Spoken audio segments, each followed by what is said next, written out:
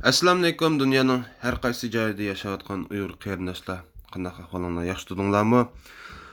Men bu yerda sizlarga Magnitskiy qonunining qanday qo'l qo'yishni bir qisqacha tushuntirib o'tib ketay dedim.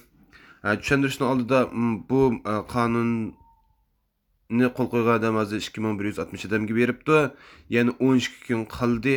Shunlashqa hammamizning kuch chiqarib bo'lib shuni taqitib, cho'ng organlar bilan, derneklar bilan, tashkilotlar bilan hammasi bilan o'rtoqlashinglarni umid qilma. Onun oldida bir sizlarga bir amdan keyin hozir bir qisqacha tushuntirib o'tib qanday qo'l qo'ydi, qanday tizim tuzdi degandek.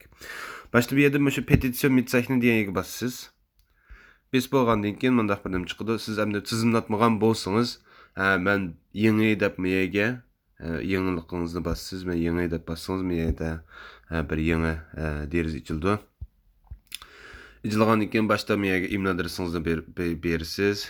Məsələn, Uyğur Biz deb. Ondan keyin miyəyə şifrenizni berisiz. Bu şifreniz çoxum bir ən az yəni bir hərf kiçik, bir hərf çoğ.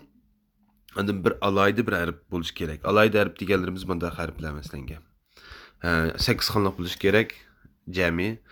Miyəyə yeni bir qata oxşaş şifrenizni, məxfi nömrənizni yazsız. Ondan keyin miyəyə gəlsək, bu yerga sizning qanday atilishni xohlaysiz, shu forumning ichida shunga bir ism yozsangiz bo'ladi, masalan, Osmon degandek.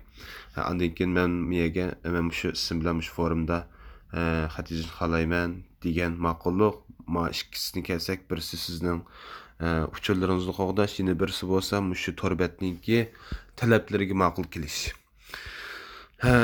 Mayaga kelganda Frau degan ayol kishi bo'ldi, Her degan er kishi bo'ldi. Mesela titel degan bu yerga doktor ya professor ya bir ilmiy akademik bir nimamiz bo'lsa shu yerga yozsangiz bo'ldi, bo'lmasa yozmang.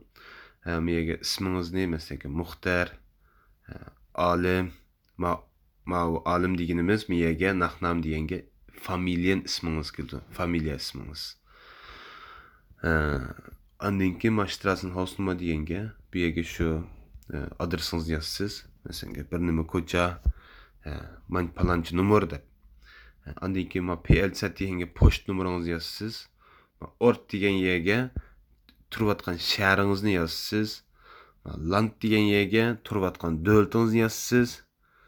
Masalan, Turkiyada turmoqchi bo'lsangiz, Turkiyani kirgizsiz, Turkiya deb kirgizib qo'yasiz masalan. Ma'u pastga, ma'u ustidagi organizatsion degan tashkilot, ma'u astidagi telefon nomeri. Bu ikkisi majbur emas. Cho'qim yozsangizmi, yozmasangizmi bo'lgan yerlar bu. Bu ixtiyoriy. Shuning bilan ma'u yetsi registriyan deb qilasiz. Tizimli bo'lgandan keyin sizga bir emailingizga bir uchur keldi. Bu uchurni ichib jazmlashtirasiz. Uchurni ichib jazmlashtirib bo'lgandan keyin ondan keyin bu torbetni yana qaytadan bir qata ochasiz. Açqandan keyin mana shu chiqadi. Chiqqandan keyin petitsion mitsaytdan vaqtida mishaga sizniki email adresingizni, passwordingizni bersiz.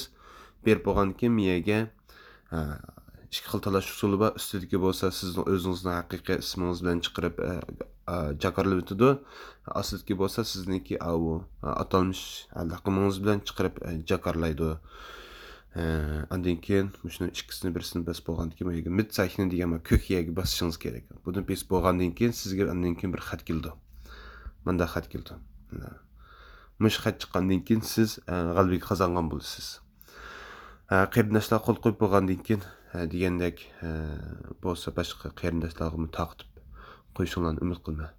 Rahmat.